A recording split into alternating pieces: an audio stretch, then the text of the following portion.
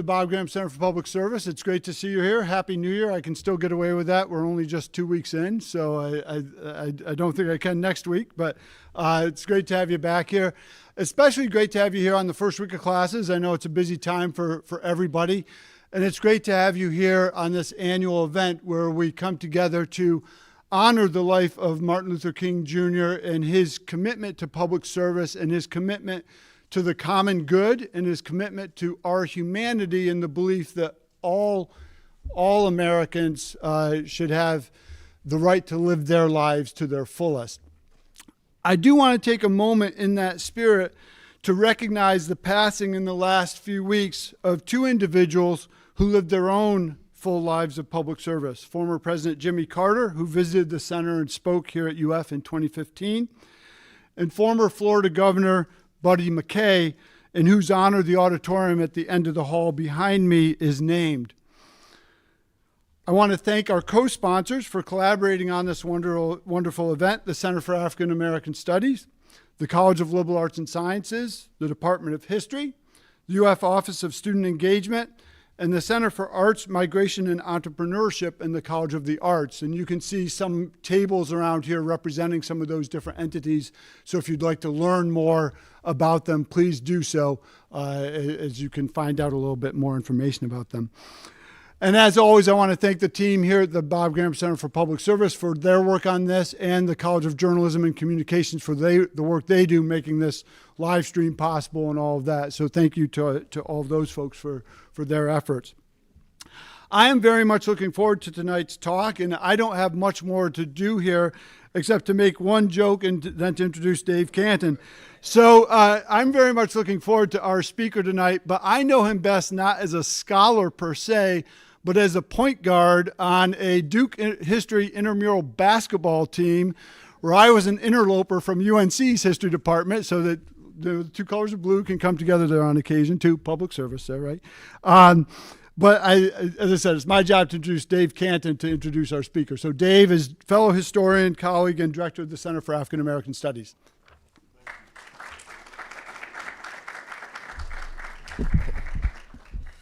Good afternoon. As he said, I'm David Canton, Director of African American Studies Program at the University of Florida, and welcome to our annual Dr. Martin Luther King Jr. talk and reception. For those of you who are live streaming, welcome and join us, and hope you'll enjoy the conversation.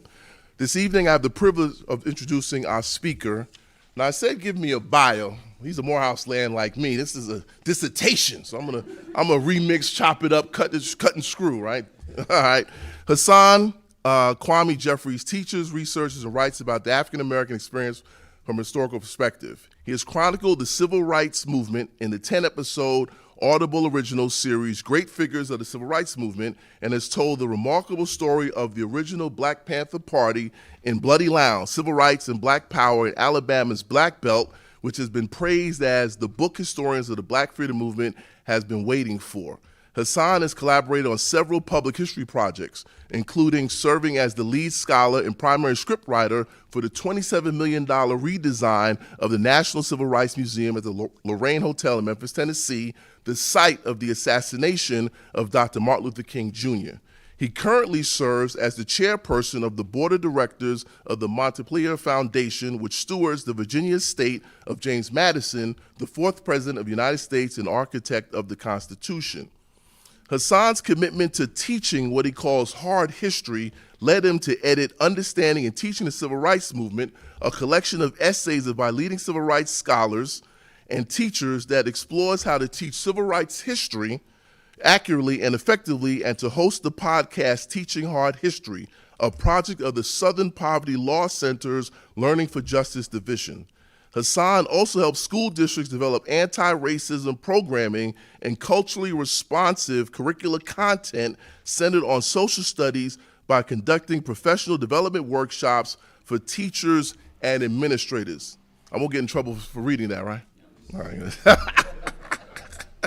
A College of Arts and Sciences alumni associate professor in the Department of History at The Ohio State University, Hasan takes great pride in opening students' minds to new ways of understanding the past and the present. For his pedagogical creativity and effectiveness, he has received numerous awards, including Ohio State's highest commendation for teaching, the Ohio State Alumni Award for Distinguished Teaching. Dr. Jeffries and I have a few things in common. We're both born in New York City, graduated with a history degree from Morehouse, and received a PhD in history. But Dr. Jeffries has made one mistake. He selected an organization in the wrong 1911. But without further ado, let's welcome Dr. Hasan Jeffries.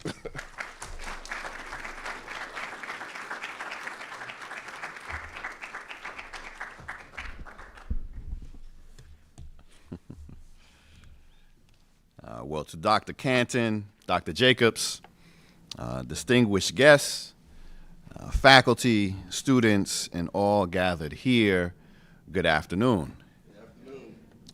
Dr. Jacobs, as he took me down memory lane to playing basketball and intramural basketball at Duke, if you made it to your championship, there was no NIL agreement, right? You didn't get any cash, but you got to play the championship game at Cameron Indoor Stadium. And so for anybody who was big into college basketball, I mean, that's no small thing. And on our team, we made it one year. One year we actually made it. And on our team was, and some of you may certainly know the name of Paul Ortiz, who was here for so long and now is up north at Cornell. But he was the go-to player. Paul Ortiz brought back this sky hook. I mean, he was real. And so it's great to be here, and great to have that memory. It is with deep gratitude and profound humility that I join you here today to honor the life, the legacy, and the unyielding vision of Reverend Dr. Martin Luther King, Jr. This afternoon, we do not merely commemorate a visionary leader. We reckon with the revolutionary architect of a framework for justice, peace, and economic equality. We gather here not as passive admirers, but as active participants, carrying forward the torch of his work into the uncharted terrain of our shared future. As I stand before you this afternoon, I bring to this conversation both the weight of history and the power of truth. In my studies and teachings, I have come to understand that reckoning with our past is an essential step toward building the future. We must tell the truth about America's history, a truth that includes the horrors of slavery, the injustices of segregation, and the persistence of systemic racism. We cannot teach what we do not know, and we cannot lead where we will not go. These words compel us to confront the painful truths that have shaped our nation. Yet, they also inspire us to see history not as a weight that drags us down, but to see history as a foundation upon which we can build. Our African ancestors offer us this wisdom. Until the lion tells his story, the tale of the hunt will always glorify the hunter. This insight underscores the importance of amplifying the voices of the oppressed and ensuring that their truths are heard and that their truths are honored. The title of my lecture today is Afrofuturism and Dr. King's Vision for America. I see it as an invitation to imagine a future shaped by the enduring truths of justice and equality. Afrofuturism, in its essence, is a cultural, artistic, and intellectual movement that reimagines the futures of Black people by looking unflinchingly at the past and using its lessons to construct a future where justice and equity prevail. It boldly asserts that Black lives, Black history, and Black creativity will not merely survive but flourish despite centuries of systemic oppression. It declares that the future belongs to those who dream boldly, create fearlessly, and act justly. Why do we need Afrofuturism?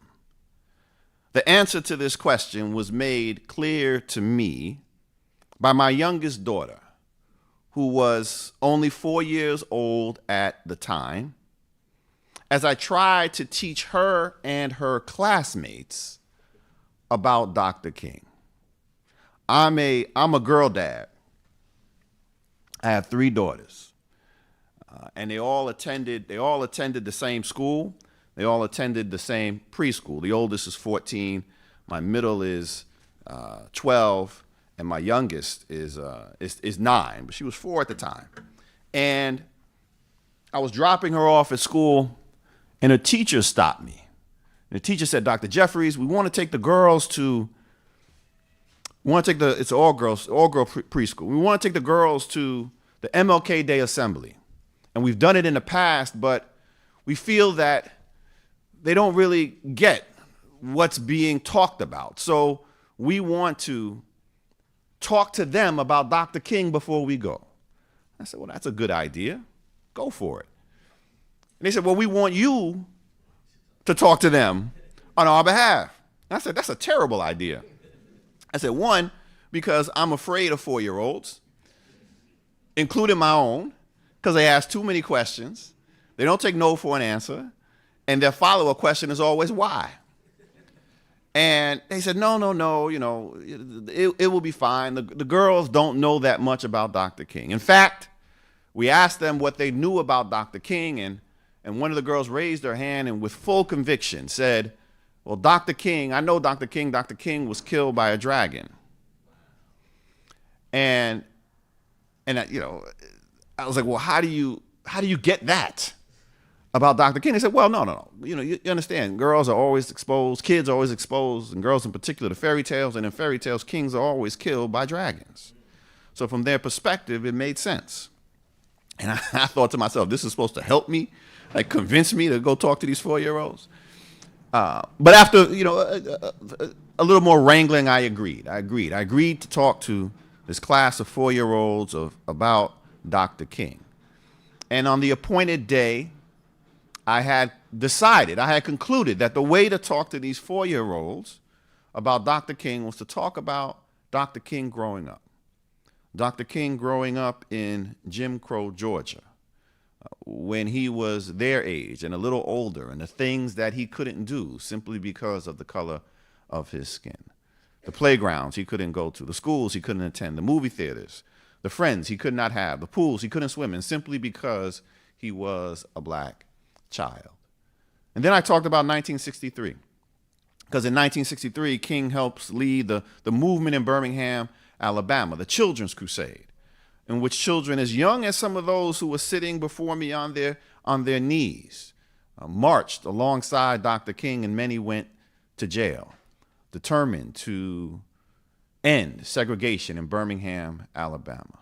These girls knew that Dr. King had been assassinated, and so had been killed. And so the tough questions began. One of the questions was, were any of the children who marched alongside Dr. King in Birmingham, Alabama, killed? And I was happy to be able to say in that moment, in the spring of 1963, that none of the children who marched with Dr. King were killed. Another girl asked, you mentioned about, I had talked about dogs being turned on the children who marched. And you've seen the videos and the photographs of dogs, German shepherds, being turned on peaceful demonstrators in Birmingham, Alabama. And one of the girls asked, well, where were the police? Where were the police? And the answer to that, of course, is the police are the ones who were turning the dogs on the children. There were a few more questions, and then I wrapped up and I got the hell out of there. My 4-year-old is probably the most talkative of my children, and usually when she hops in the car after class, she'll talk about her day at school. And when I picked her up, I was kind of looking forward to seeing and hearing what she had to say, but she didn't say much. She didn't say much at all. And you know, as a good parent, I've read the manuals. You know, you let kids talk on their own terms. And so it wasn't until late that night. In fact, it was around 11:30 at night, because this child never sleeps, and she still doesn't sleep, when she finally turned her attention to the day's events. Only after I insisted that she get out of our bed and go to her own room and go to sleep. And when I insisted upon that, finally, she said, well, let's talk about Dr. King. And I was like, God damn it. Because at that point, you have to. I said, all right, you got 5 minutes. Tell me what you learned about Dr. King from today. And she began to share what she learned. She said, you know, Dr. King as a child in Atlanta, Georgia. We got family in Atlanta, so Atlanta, she remembered. She was 4 years old. You know, couldn't go to the playgrounds, couldn't go to pools and schools because she was black. I'm like, very good. She said later on, she's not using the date. She says later on, children marched with Dr. King to change things. I was like, good. And there were police dogs that were turned on them. I said, very good. I was like, man, you were really paying attention. And then she said, but thankfully, almost repeated verbatim what I had said. She said, but thankfully, no children were killed. No children who marched with Dr. King were killed. And when I heard her say that, I realized that I had actually misspoken. Because while it was true that in April and May of '63, none of the children who marched with Dr. King were killed, of course, that September, 4 little girls in Birmingham, Alabama, after Sunday school and before church service, sitting in 16th Street Baptist Church, die at the hands of Klansmen. 4 little girls. And when I heard her say that, I interrupted immediately, and I said, Layla, I said, I misspoke. I was wrong. In fact, there were 4 little girls who died because of children's participation in the movement.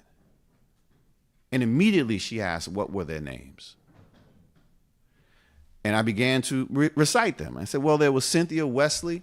And then I stopped and I said, actually, give me my phone. Because, of course, she's 4, she has my phone. I said, give me my phone. I said, I can show you their pictures. And you Google 4 little girls, and immediately the 4 black and white sort of yearbook grainy photos come up of these 4 girls who lost their lives in September of 1963. And I said, these are the 4 girls. And we began to read their names, and she pointed to one and said, she looks like Asha. Asha's her older sister, who was 9 years old at the time. So here you have this 4-year-old girl who's making a human connection to 4 other little black girls who lost their lives, and what remains of them are their names, their story, and these 4 black and white photographs. We talked a little bit longer, and then finally sleep began to take her eyes began to get heavy, and I said, listen, I said, you can lay down here and you can fall asleep, you go to sleep in here, and I won't move you. That's the lie that we tell our children. And she said, okay. So she lays down in our bed, she closes her eyes. And I'm moving around the room, gathering up some stuff quietly. And 5 minutes or so pass, and she seems to be asleep, and I'm about to walk out of the room. And that's when I hear her say, she doesn't open her eyes. She doesn't turn around. She doesn't look at me at the doorway. She just simply says, Daddy, I think he was trying to say that America was damaged. Stopped me in my tracks. I said, who?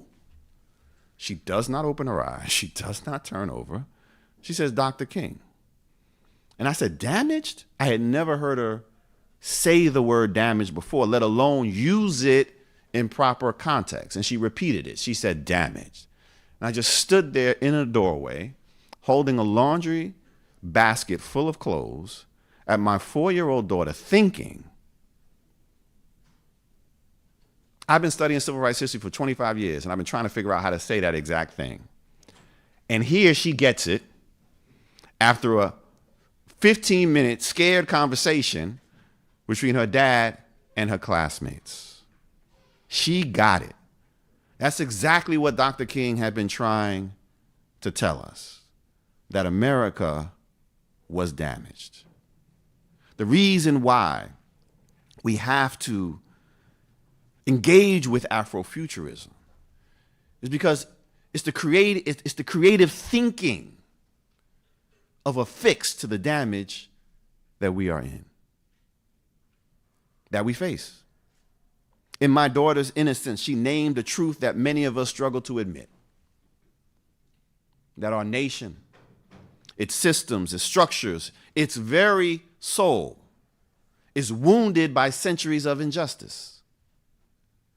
Afrofuturism offers us a way to heal, to imagine beyond the brokenness, and to construct a future where equity and justice are not exceptions, but the rule. When we speak of Afrofuturism, we must first recognize the contributions of thinkers and visionaries across time, starting with Octavia Butler, whose science fiction writings dared to imagine futures where Black voices were centered and systemic racism was challenged through radical imagination. But Afrofuturism is not confined to science fiction.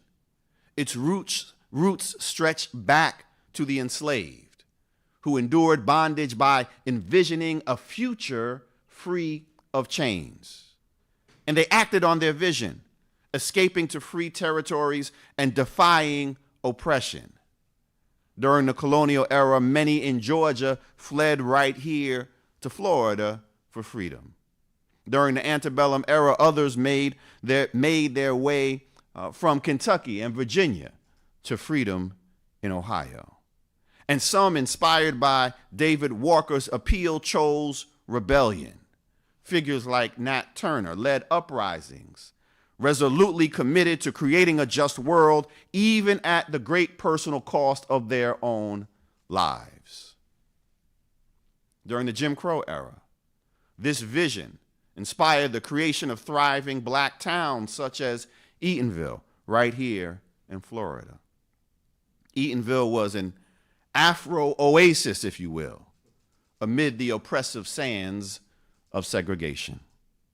It demonstrated resilience, ingenuity, and the determination to build a future defined by dignity and opportunity. The same spirit persisted during the civil rights movement as brave individuals dared to challenge white supremacy and demand equality. Here in Florida, heroes like the Moores, Harry and Harriet, stood at the forefront of this fight. As educators and activists, they worked tirelessly to register Black voters and demand justice for the victims of racial violence.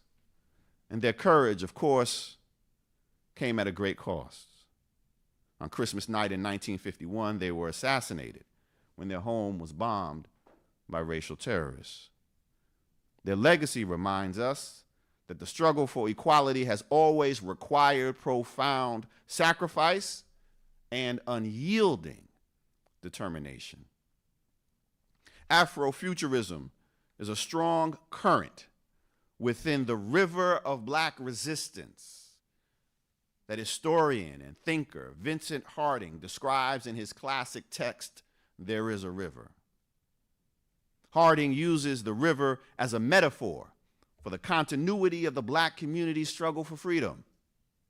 Afrofuturism, through its visionary imagination and action, propels us toward liberation and the realization of a more just and equitable future. And this understanding of Afrofuturism brings us to Dr. King's vision. It's a thread that ties together the dreams of those who acted on their belief in a better future with the practical blueprint that Dr. King offered for justice, peace, and equity. a blueprint grounded in a deep faith in humanity's capacity for transformation. We often celebrate Dr. King as an Afrofuturist without even knowing it. Dr. King gave countless speeches, but the one we all know is his I Have a Dream speech delivered during the March on Washington for Jobs and Freedom in Washington, D.C. in August of 1963. This speech is often heralded as a visionary declaration of a future where racial harmony reigns and justice prevails, a prime example of Afrofuturism in action. Yet, this widespread admiration presents a challenge. I have a dream. 4 simple words have come to symbolize and for many encapsulate Dr. King's entire vision for the future. But these words oversimplify his profound ideas and obscure the depth of his revolutionary legacy. In his speech, Dr. King envisioned a future, an Afro future, I submit, where justice flows like a mighty stream. He described an America where the descendants of enslaved people and the descendants of their enslavers would sit together at the welcome table. He imagined a world where his children would be judged by the content of their character and not the color of their skin. Yet this speech has often been misinterpreted, particularly the content of their character line, to justify colorblindness while ignoring systemic racism. Colorblindness, frequently held up as the ideal, remains far from our present reality. Dr. King himself emphasized the necessity of race-conscious solutions to address systemic inequities. In his very last book, Where Do We Go From Here? Chaos or Community, Dr. King wrote, and I quote, "A society that has done something special against the Negro for hundreds of years must now do something special for the Negro going forward." Dr. King embraced colorblindness as a vision for the future, but he rejected the notion that it had already been achieved. He warned against falling into the trap of colorblindness and insisted instead that constructing a just society requires confronting structural racism and adopting race-conscious policies to achieve equity.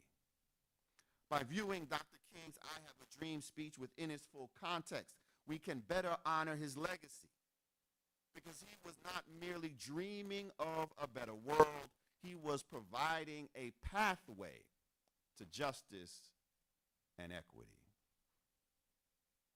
Dr. King's vision extended far beyond the dream.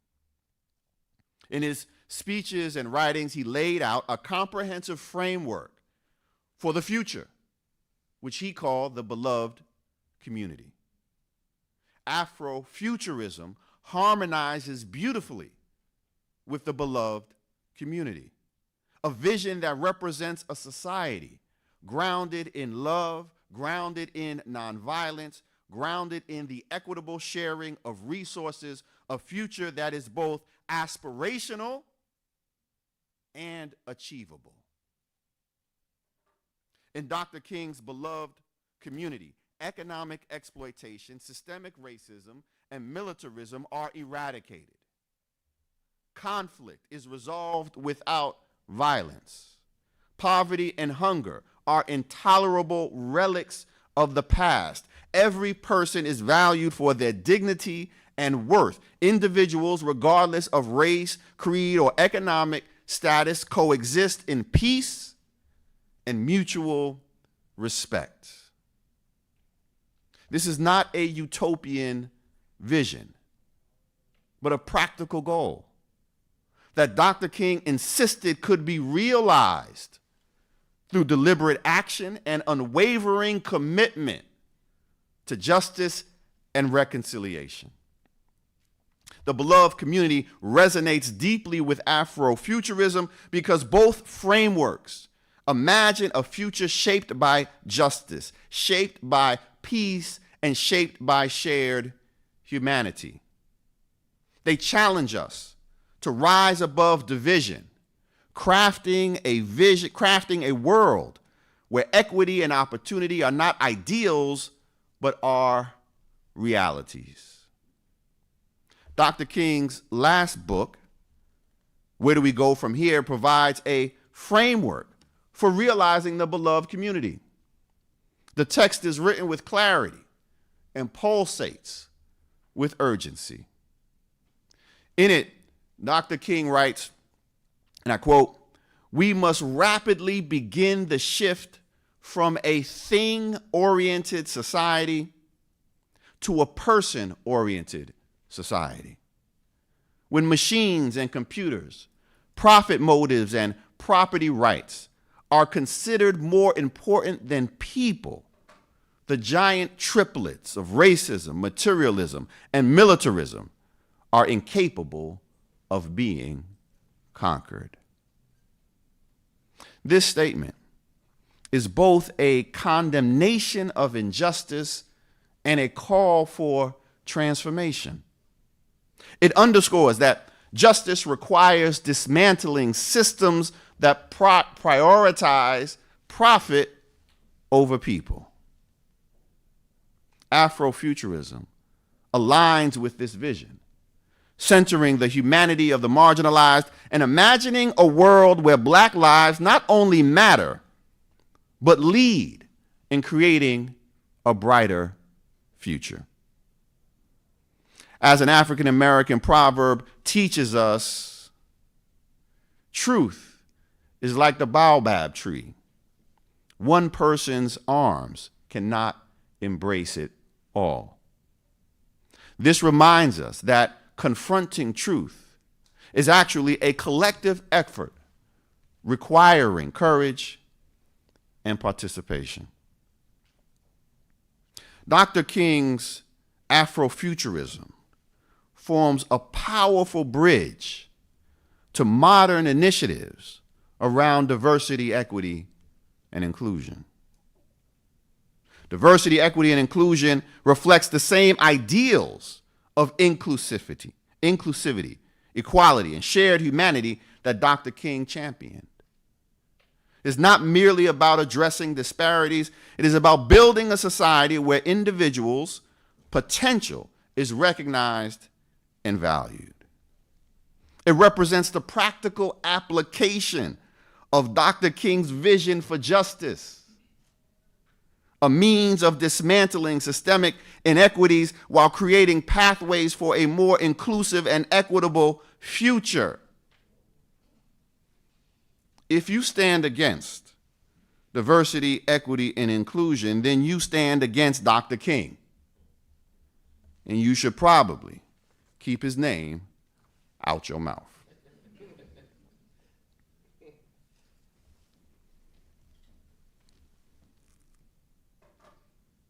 Diversity, equity, and inclusion initiatives also embody Afrofuturist thinking. They envision a more inclusive and capable society.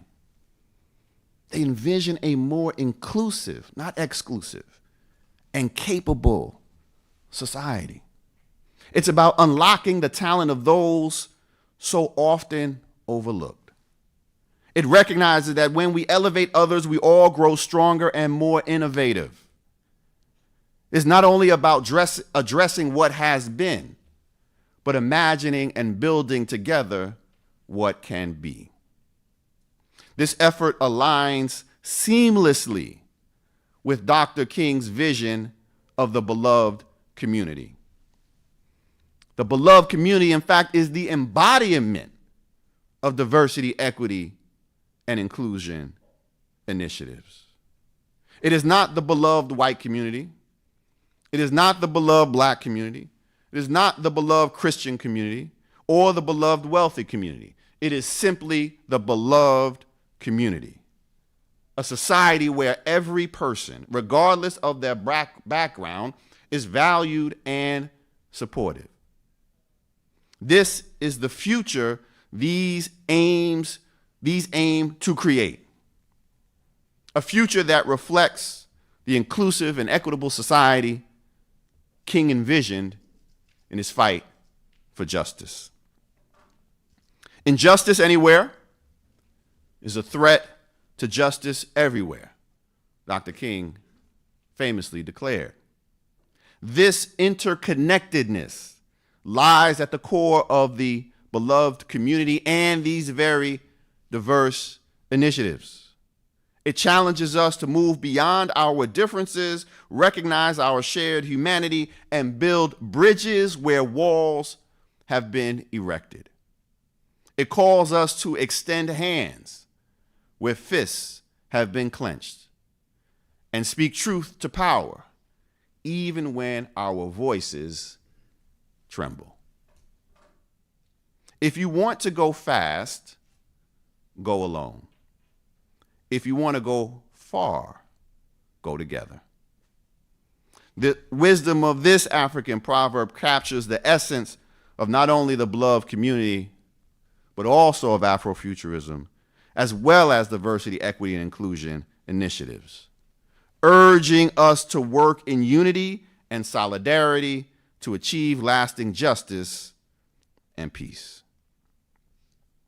Dr. King's vision and Afrofuturism offer together a powerful framework for addressing today's challenges. It helps us imagine a future where Black children grow up free from fear and full of opportunity. It helps us imagine a world where economic systems serve the many, not just the few. It helps us imagine a society where skin color is not a barrier, but instead a beautiful thread in the fabric of humanity. This is not merely a dream. It is a call to action. Afrofuturism demands we innovate, educate, and advocate for equity and inclusion. It calls on us to use imagination and action to create a world where justice prevails. This afternoon, I challenge us to embrace this vision with courage. Dr. King reminded us that the arc of the moral universe is long, but it bends towards justice. Yet, it does not bend on its own. It requires the work of our hands, the resolve of our hearts, and the power of our voices. Bending the arc is not automatic. Dr. King said, it is our commitment and determination that bends the arc. So let this be a moment of recommitment. Let us be inspired by Dr. King's enduring vision and Afrofuturism's boundless possibilities. Let us be reminded that we are tied together in a single garment of destiny, caught in an inescapable network of mutuality. And let us dedicate ourselves to building the beloved community. Guided by imagination and action, we can meet today's challenges and create a future worthy of those who came before us. May we strive always to be builders together of a better world. Thank you very much. About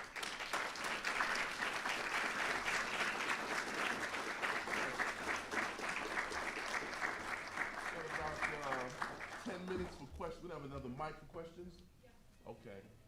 Got the open thing going on. Okay, any questions? We'll bring the mic to you right here in the front. Thank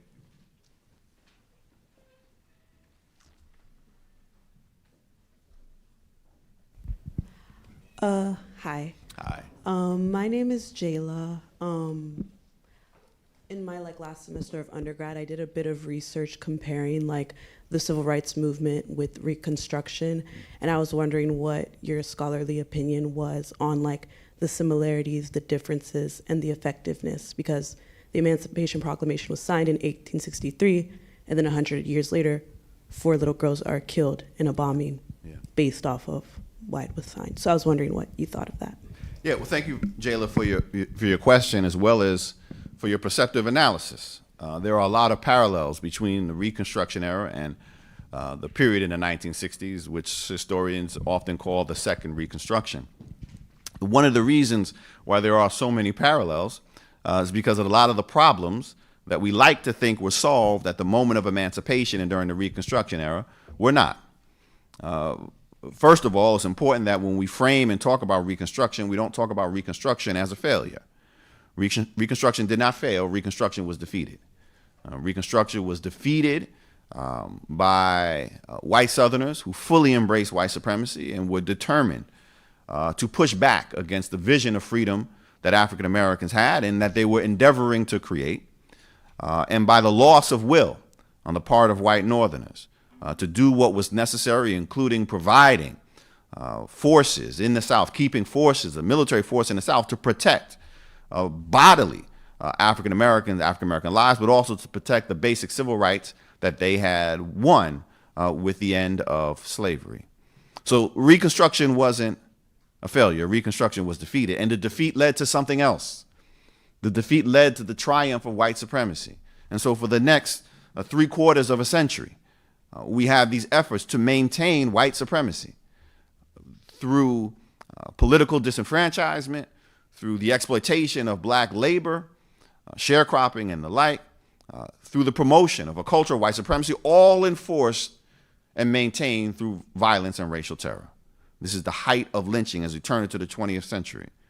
And I know there are times where Florida likes to pretend that it's not in the South, but it is very much in the South when it comes to racial terror. And so by the time we get to the 1960s, 1963, as we mentioned, 4 little girls, a lot had changed from 1863. Certainly slavery was over. A lot had changed from 1873. Black women now on paper had the right to vote. But a lot also remained the same. And so what African Americans are fighting against to secure basic civil rights and human rights, rights that they thought they had actually already won nearly 100 years earlier, they had not. And so the parallels between what we consider to be the civil rights movement, the high point of the civil rights movement in the 1960s, and in 1860s, 1870s Reconstruction are very real, both in terms of what African Americans are fighting to achieve, but also in terms of what African Americans were fighting against. I think the next question from that we need to consider now is what happens 50 years later. Where are we now? What forces are we, those who believe in democracy, what forces are we fighting against? And who are we fighting against? And what are they fighting for?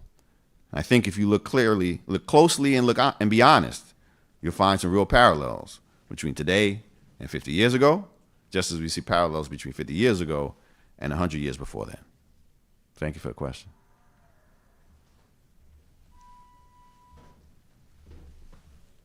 That was a good answer.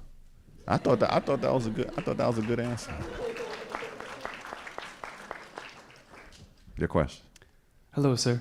Firstly, thank you so much for your time and for taking the questions. Myself, I'm an immigrant, so a lot of the things you're saying very much fascinates with me, specifically when it comes to democracy, economic exploitation, and the works.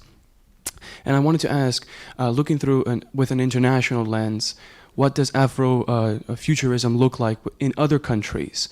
And how do their relations and the way they look at America kind of catalyze the works that we do when it comes to this work? Yeah, thank you. It's a wonderful question.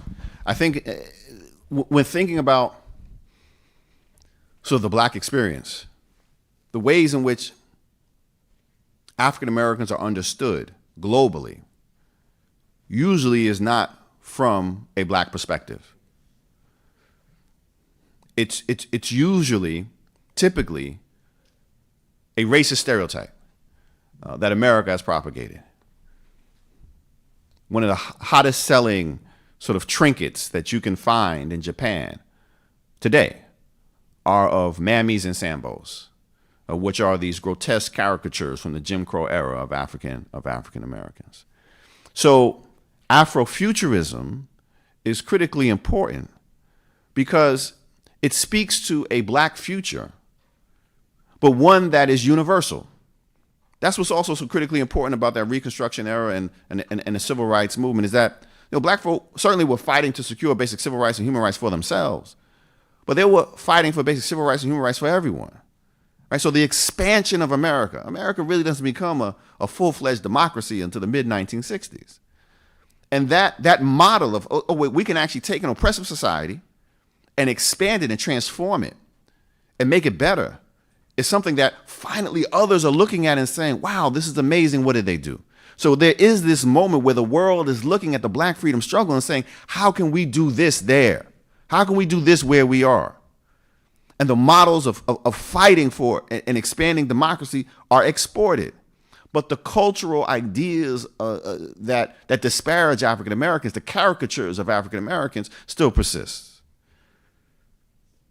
People weren't reading the autobiography of Malcolm X in the 1980s, 1990s. They were watching BET, Black Entertainment Television, music videos, and seeing this small snippet of what black life was. So on the one hand, you have African Americans creating one of the most powerful democratic movements that the world has ever seen, and a nonviolent revolution in many ways, and that gets exported and picked up by the folk. And at the same time, it's battling against these caricatures of what it means to be black. But we also see the resonance and power of the black freedom struggle cannot be denied, because even in the face of these stereotypes that are constantly being perpetuated overseas, what happened in the summer of 2020 when tens of millions of African Americans and allies took to the streets demanding justice for the victims of police violence?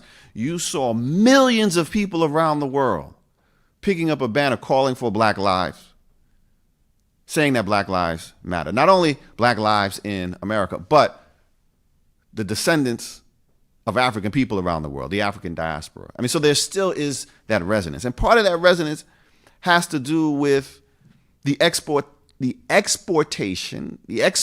not the exploitation of black culture through hip hop.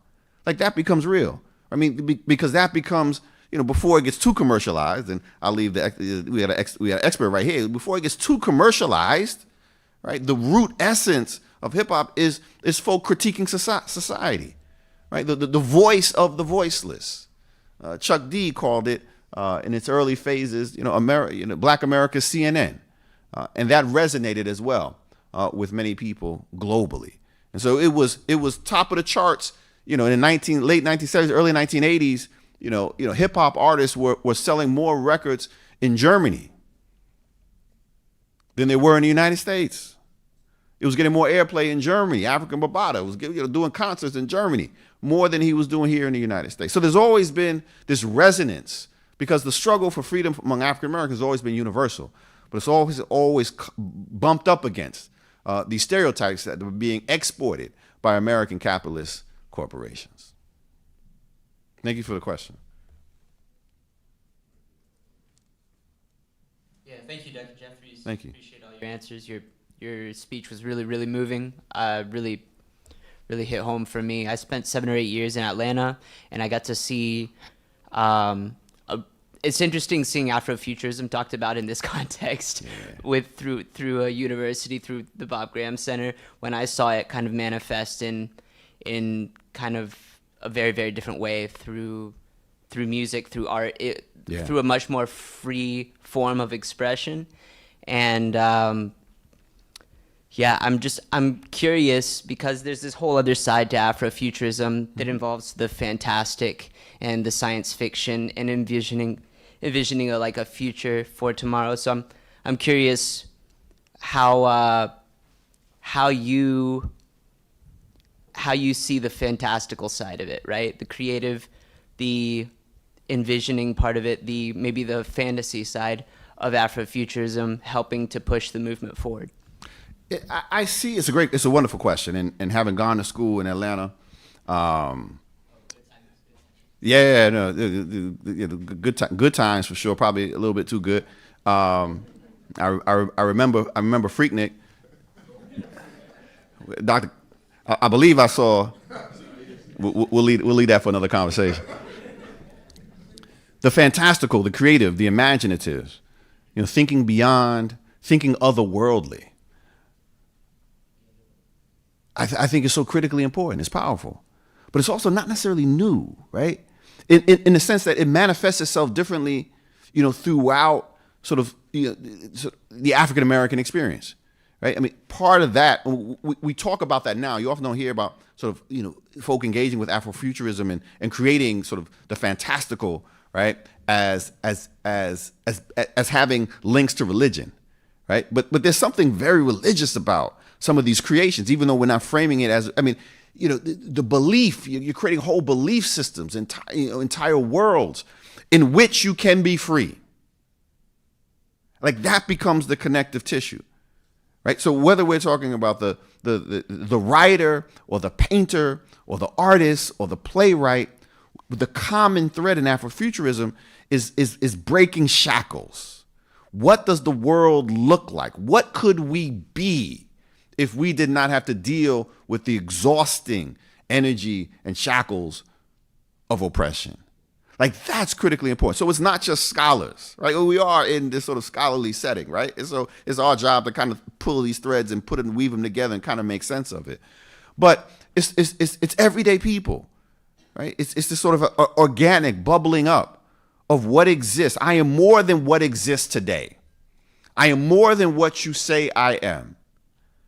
And I'm going to imagine something completely different, drawing on all these threads. One of the great freedoms in this world is the freedom to think creatively. And we don't value that enough. We're too busy trying to, buy stocks and bonds, right? Instead of thinking like, what does it mean to think? What does it mean to imagine? And I fear we're moving further and further away from that, right?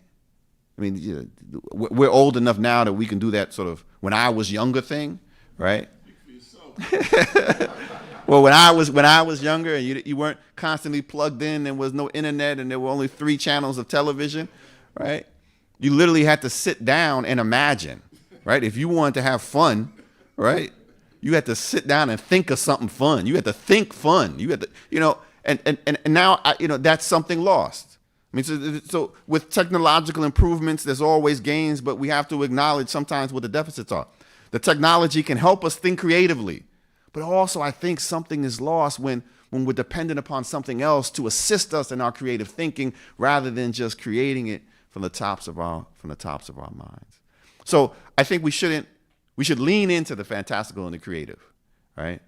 And not run from it. Look, not only did I, growing up in Brooklyn, New York in the 1980s, right? Like I played Dungeons and Dragons. Like I ain't afraid, right? Like and what is that? It's just fantasy. It's escape.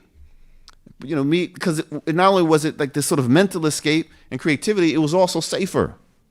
It was safer for me and 3 of my boys to be inside in the basement rolling dice, not that dice, the multi-sided dice that you do when you're playing a role-playing game, than to be outside because there were gunshots every night coming from Nostrand Avenue. So part of it was, it was a literal escape. And so we're not thinking Afrofuturistically, but we're engaged in this creative process because it allowed us to be kids for a second. And I think Afrofuturism doesn't just allow kids to be kids, it allows people to be people. It allows Black people to find their own humanity. And that is partly the power of art, the power of creative thinking. One more question. All right. In the back of you and then we end on that one. Thank you so much, Mr. Jeffries, for your thoughts, right? I'm just reflecting on the fact that some of the big drivers of empowerment have been, like you talked about, culture, music, arts, dance, sports.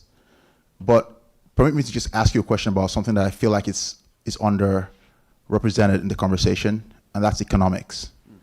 We have a set of, for the first time, my knowledge, of a critical mass of black billionaires right now in the United States. And the middle class is growing. I think Atlanta was mentioned right now. If you go there, you see the middle class growing there. But what's the role of economic empowerment as an enabler of the future you're describing? Because I feel like we haven't talked enough about that. And it could be one of the big accelerators. Yeah. My son. Thank you. Thank you for the question. Obviously we live in a capitalist society. And capitalism, money, profit, however you want to frame it, is a driving force of this society. There's no getting around that. But we also have to acknowledge the extreme wealth inequality that exists. Some 400, just think about this for a second. I just saw this stat the other day and I had to fact check it because I was like, this can't be. The richest 400 white people in America, 400. So 4 times as many people as we have right here. The richest 400 white people in America collectively own as much wealth as every black person in America. So all that critical mass of billionaires, black billionaires, from them to us to you, 400 to 35 million. So when it comes to economics, we're not operating on an even playing field. It's not even close. It's not even close. So the question then becomes, what do we do about that? Here I would turn back to Dr. King, right? We're coming up on Monday and people, is the funniest thing. We're going to see, members of, political conservatives who are going to be, tweeting out, oh, Dr. King, happy birthday and all this other stuff, right? And I laugh every time. FBI will do it too. I laugh every time. Because, Dr. King was, in his own terms, a democratic socialist. He was an Martin Luther King Jr. was an anti-capitalist. This wasn't something that sort of he embraced in 1967 or he embraced in 1968 when the Poor People's Campaign began. Dr. King was an anti-capitalist from the 1930s. He was a child of the Depression. And he writes about this when his first public speeches occurs when he's 12 years old, and he's talking about the problems of capitalism. And so he was always anti-capitalist. He said, that's one of our problems as a nation. And so in that final book, the powerful book, and it's a quick read, and it's something that I encourage everyone to pick up if you haven't already. Where do we go from here? Chaos Our Community. He's talking about this blueprint for how do we deal not only with racism, but how do we deal with capitalism and materialism. He's talking about in 1967, 1968, we need not just a minimum wage, we need a minimum income. There's been some talk about that in not this recent election, but the election before. We need a minimum income. And within that minimum income, he wasn't just talking about $1,000 a month. He was like, we need a minimum income should be enough to provide the artist to be an artist. For the dancer to be the dancer, for the scientist to pursue science. So we're moving into this new technology age where we're talking about, okay, jobs are going to be lost. Yeah, but we're not talking about what can be done in terms of what does it mean to free up people's time if they no longer have to do menial tasks and menial labor. We should be thinking about, wow, we're moving into this era where we could be creatively thinking about new possibilities. And instead we're thinking about, okay, how can we find new jobs for these people? We're thinking about it all wrong because we're driven by this profit incentive. And this last note on this, the wealth thing. So we have to do economic restructuring, right? Because we didn't do that. That didn't occur during the civil rights movement.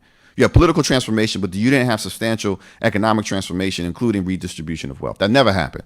It never happened after emancipation. African Americans freed with no reparations. The only people who received reparations from the federal government were some white enslavers in Washington, D.C. That's it. So black folk were freed with nothing but the few shreds and tatters of clothes they had on their backs and the love that allowed them to persevere during slavery. And so we've been building.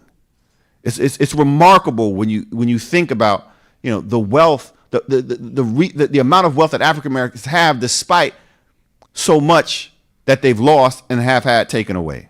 There's no other community that has been able to build and have had it removed time and time and time again. Whether you're talking about Tulsa, Oklahoma, or Rosewood, Florida. Or now, Altadena, California. There's been a lot of conversation and talk about the Palisades community, which is some working class elements, but not enough talk about what's happened to another community very near Altadena, which was an African American community, one of the few black middle class communities in California, one of the few places where African Americans could buy a home, even if you had a GI Bill. And homes that African Americans had owned from the 60s, 70s, 80s, 90s that have now completely evaporated. And in California, they have a very progressive sort of tax structure that you only pay, the amount of tax that you pay on your house is not based on its market value today, is based on the price that you purchased it at. So you have seniors, you have folk who have been in these homes who are paying modest income tax. Now that's gone. So what do? We're going to need policies that protect their interests if they're even able to rebuild, because that was their number one asset. So we're looking at a major period of wealth devastation in California. That's following on the heels of which we still haven't recovered from and don't talk enough, the loss of wealth with the housing collapse in 2008. There was no community that was hit harder than the black middle class community in 2008 when the mortgage crisis hit. So even when we're trying, and we've been trying, right, to build wealth, especially as it's tied to homes, we wind up confronting these disasters, some of which are natural, some of which are man-made, and some can even argue what we're seeing in California is more man-made than anything else. So wealth is critical, economics is critical, but we have to think creatively about how do we restructure, but we can't just be so wedded to capitalism, because the way it's set up is not fair and we do not benefit from it.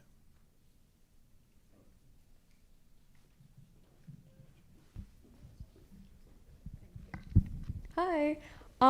Okay, so as someone that teaches hard history, I was just wondering, when do you think that hard history should be introduced in detail to children? Because you mentioned your daughter in the anecdote.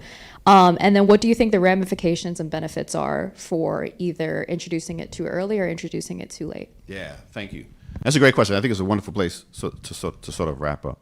So, as I mentioned, I'm a girl dad, three kids, and I'm a history professor.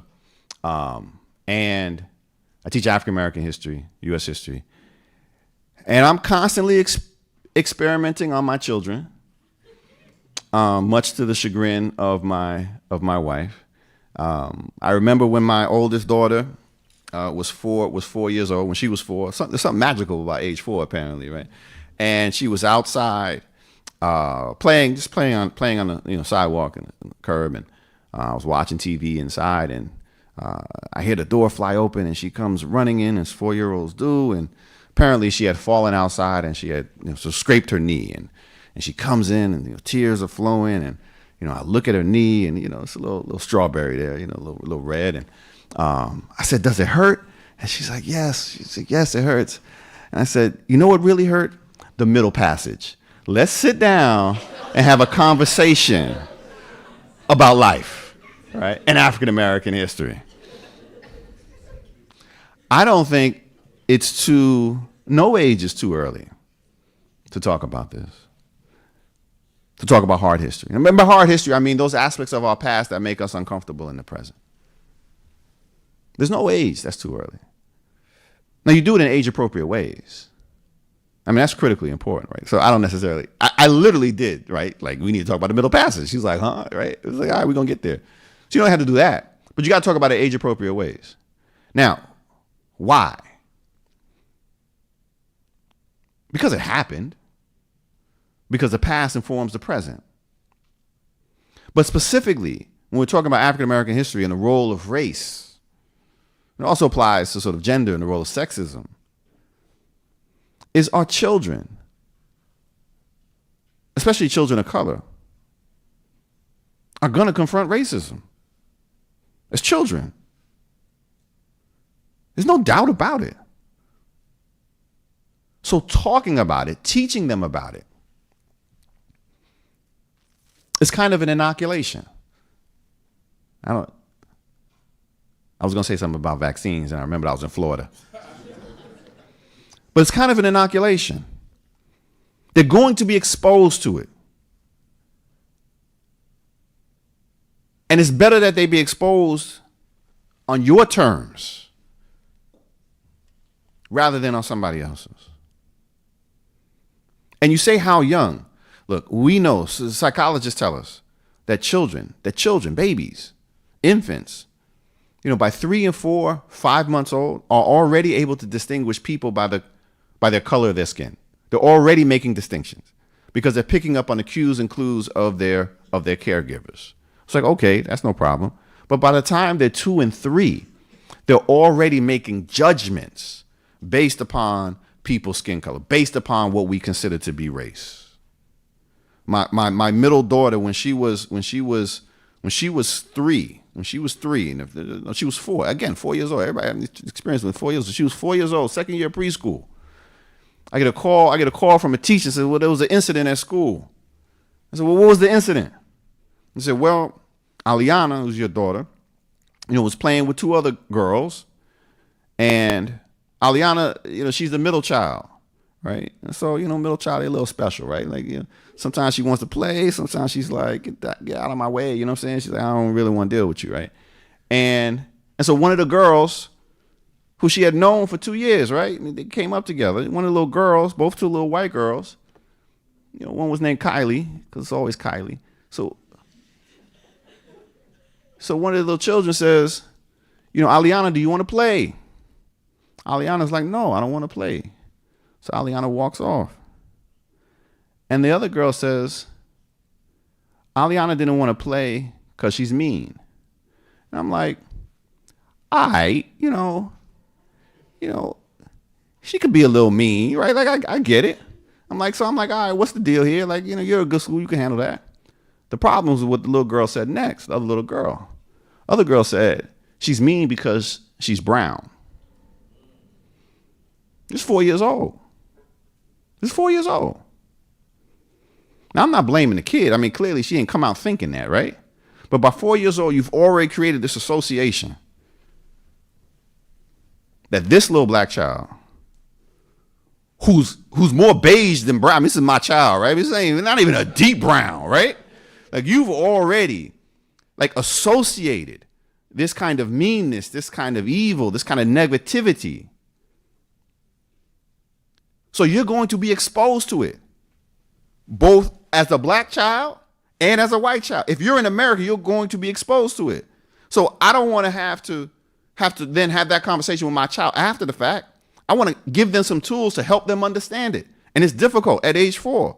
But I also need you to be talking to your little white child, so they're not doing little silly stuff like that. Like, that's ridiculous. Not just because it's offensive, but because it's shaping how they approach the world. And they shouldn't be having those thoughts either.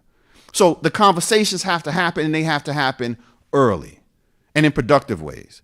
But it has to be more than a conversation. We're dealing with this hard history. You have to put it in context, right? You have to expose people. That's the power of diverse spaces. And we live in such a segregated world. The shame of moving away and saying diversity doesn't matter in colleges and points of higher education is such a shame, because this is one of the few places where we still get to come together and meet different people. Because we don't do it in our neighborhoods, because our neighborhoods are overwhelmingly segregated. We don't do it in our schools, because our schools are often a reflection of our neighborhoods. And we don't do it at church. The mom of that little, I'll never forget this conversation. One of the mom who had of the girl, and it wasn't Kylie. Kylie was just an innocent bystander in this situation this time. She called me and she was like, I'm really sorry about this. It's the usual, right? It's like, I don't know how this happened, and this, that, and the other. And, we have black friends and this, that. I was like, oh yeah. And so I asked her, I said, have any of your black friends ever been to your house? Don't invite me, but I'm asking, right? And she's like, no. Does she have any any of her black friends been to the house? No. Do you have any black dolls in your house? No. And so it's like she's living in a white world and being bombarded. And I'll give you the benefit of the doubt saying that, you're not even doing this consciously, but she's still being inundated with unconscious bias and racism. And so what? She's like, well, I don't know. What can I do? I was like, take the child around some black people. Like the formula is not even complicated. And I could hear in her silence. She was like, well, how do I do that? And I was like, God damn, lady. I was like, go to a playground. Go to a playground in a black neighborhood. They're safe. There's just children playing. And if you're afraid to do that, then go to a church. And as soon as I said that, I realized that she was also Jewish. But I was like, that's okay. You still need to go. I was like, black churches are the most welcoming places in America. Too welcoming in some instances when you think about what happened in Charlotte and down in Charleston, South Carolina. But the most welcoming places in America. So there is no excuse to be like, well, I don't know how to engage. All you got to do is go out.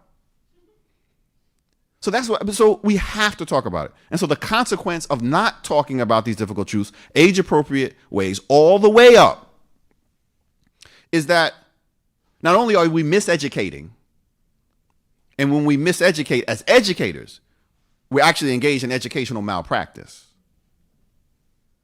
Even if it's by omission, that's still educational malpractice. But the end result is that when they wind up in our classes, whether it's at The Ohio State University is playing for the national championship on Monday, or here at the University of Florida, and you're going to deal with these truths and reality, then we wind up having our students, and I see them every year in my classes right now, they come in, and they wind up going through the 5 stages of grief, right? Students come in, we start talking about racial violence and racial terror and lynching. Start talking about Thomas Jefferson, the founders, right? These enslavers who refused to free anybody. Didn't believe what they were writing on paper. The kids wind up going through 5 stages of grief. Psychologist does. First is denial. Dr. Jeffries, like that couldn't have happened. It's like, all right, here's a postcard, right? Showing what are you talking about? And then, if it happened, then we try to rationalize, students try to rationalize it, right? Well, maybe my favorite teacher, Mrs. Anderson, didn't know about that Thomas Jefferson was sleeping with this 14-year-old black girl, Sally Hemings. I'm being very generous in just saying sleeping. I was like, no, they knew. Well, maybe my grandmother or great grandma at this point in the 1960s didn't really understand what segregation was. No, Meemaw was just a racist. Like that's just I'm not making that up, right? He's like, she was in Southern Ohio, she was in Alabama, she was in rural Florida. What do you think she was? A radical racial egalitarian? No. And then the 4th stage is just tears, right? Grief. Like, oh my God, what does this mean? And I get it. Because this isn't just about, well, I didn't know this. This is, well, why didn't I know this? And the people who did know this in my life, who I trusted to share this information, to share this history, to share this truth with me, withheld it. Why did they do that? What does that say about them? So I get that pain. That pain is real, and I hate to see it in my students. But once they get that, once they get over that, and hopefully by the end of the semester, this is our sort of goal as educators, we get them to that last stage in that process of grief, which is acceptance. Accepting that this history happened. Accepting that there is no, it doesn't mean that you are to be shamed. It doesn't mean that you are to be blamed for something you had nothing to do with. It means that it happened. And you have to understand that it happened so you can understand what's happening today. And so that hopefully you will have a hand in shaping what happens tomorrow. So the 5 stages, like in every semester, I get it. Going through it right now. But there's also a 6th stage. This last thing, now take my butt back to Ohio. There's also a 6th stage that I think is critically important, and which is also why we're feeling so much pushback on these so-called divisive issues and stuff like that.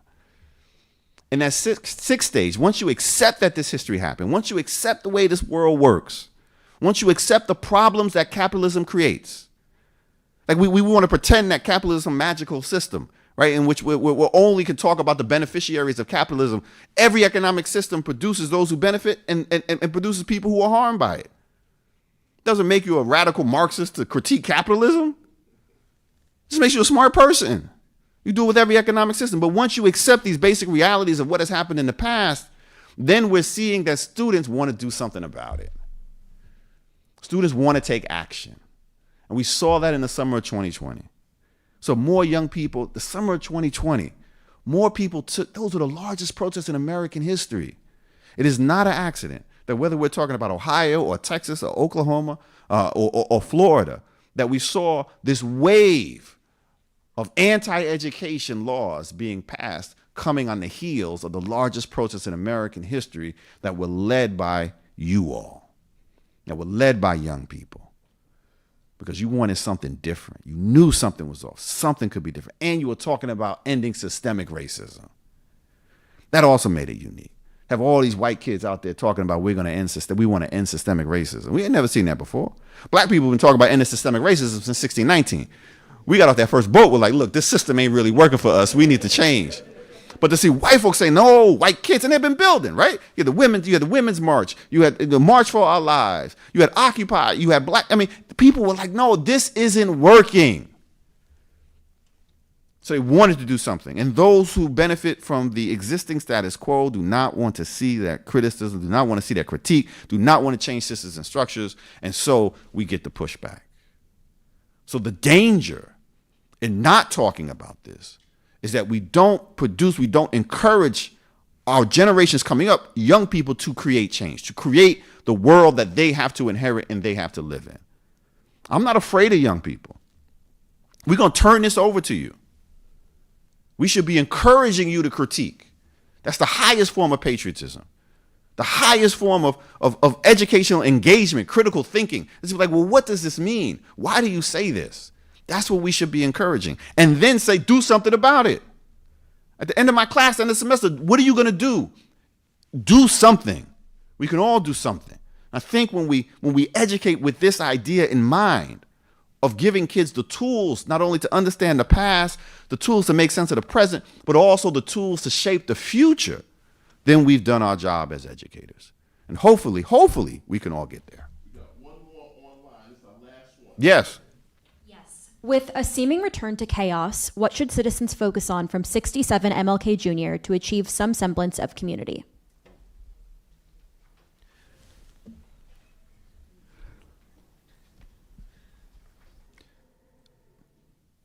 I don't have a good answer for that. I don't really know right now. I mean, there's nothing that I think any of us who believe in democracy, who believe in recognizing and acknowledging the humanity of all people can say in this particular political moment with any certainty that will radically change the direction that we're going as a nation. Like I don't have words of comfort.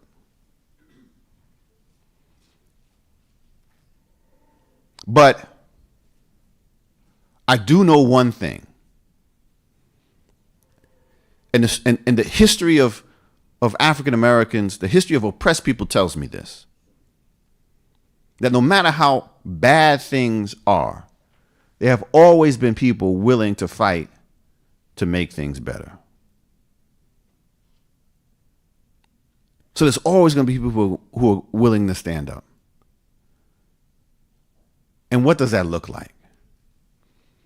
That's not just sort of trying to create change through an election. That's important. You got to participate. It's not just focusing on what's going to be going on in Congress or in the White House. That's important. We need to pay attention to that. But it's very much, I think, going forward, certainly over the next 2 years and the next 4 years, what we can do in our own communities, what we can do locally. Like that's what we can control. And that's across the board, right? That's in education, that's in healthcare, that's in housing, jobs. Like what can we do like locally to make sure that people have what they need? to make sure that people are in this welcoming space, to make sure that people's humanity is recognized, to make sure that people can live their authentic lives. Like, this is one of these moments, I think, where we have to not turn inward, but we have to turn local and focus on that, because we can have a modicum of control over that, over the local. It's not, I'm in a very much, we have to, you know, we need to be in a brace for impact mode right now. Like, too often we are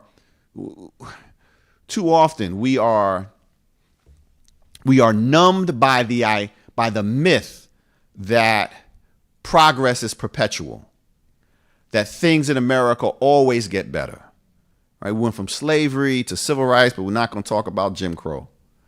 Right? We went from Martin Luther King to Barack Obama, and then from Barack Obama to Beyonce singing country songs. Like, perpetual progress, things always get better. But the reality is that the moments where things actually get better in America, when we're talking about securing and pursuing civil rights and human rights, are very short periods. Most of the time, we look at the arc of American history, it's flat lines where things are the same or things are getting worse, where rights are being rolled back and people are losing them. Nancy Pelosi, Speaker Emerita, when the Dobbs decision was passed, rolling back Roe v. Wade, she was giving a very powerful statement on the steps of Congress, Capitol Hill, and she said, "Never before in American history have rights that have been granted to American citizens been taken away." And I was like, "The hell kind of history are you talking about, right?" Like, that, in fact, is the American way. I mean, so we have to be realists. In the same way with the Supreme Court. People are like, "Oh my God, the Supreme Court is doing these conservative things." Like, when was the Supreme Court not rolling back people's rights? There's a 10-year period. Right? The Warren Court, 15 years, mid-50s to 1970, 1973, right? 20 years max, where the Supreme Court is actually engaged in protecting and expanding basic civil rights and human rights. The rest of that time, most of them were slaveholders. Mr. Conservative, so we can't look to the court. You can't look to the presidency right now. You can't look to Congress. I remind my brother about that all the time. Do more, bro, do more. He's like, "I'm trying." So we look local. Look local. Focus on what you can control, right? What you can do on your campus, what you can do in your community, what you can do in your fraternity, in your sorority, what you can do in your church. But out of that, when the winds shift direction, and they will shift direction, you're ready. You're ready to move out of those local communities. You're ready to move beyond the grassroots. You're ready to connect with other folk. The one thing, I'll leave you with this, the one lesson that comes out of the civil rights era, Dr. King's era, and Dr. King's work, if we get beyond this sort of King-centric understanding of the movement that everything happened around King, because it didn't, the one critical lesson that comes out of the civil rights movement is that it doesn't take a lot of people to make a big difference. Like, we think that, I ask my students sometimes, how many people do you think, I asked a student one time, "How many people do you think were at the March on Washington?" And he was like, "Everybody." I was like, "Everybody?" Like, everybody? He's like, "Everybody was there." I was like, "Come on, man." Like, everybody wasn't there, right? These small groups of people in small communities, local communities. The civil rights movement is just a bunch of local communities who are organizing that make this national impact. So it's just small. It does not take a lot of people, but the people have to be committed. And you're not going to have everybody come out and support you. But that's okay. Not everybody has to do the same thing. But if we know we need to find reassurance in that just a small handful of people can make a big difference. So you don't need everybody. You just need a couple people who are committed, determined to work in this area. And we can create the society that we deserve, that you all deserve as students. So thank you very much.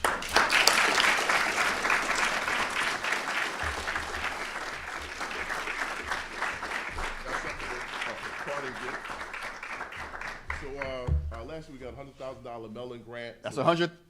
Oh no, my bad. I got excited for a second. So all our speakers, our students in the Mellon Scholars Program, where last year we have students presenting National Council of Black Studies Conference in San Jose.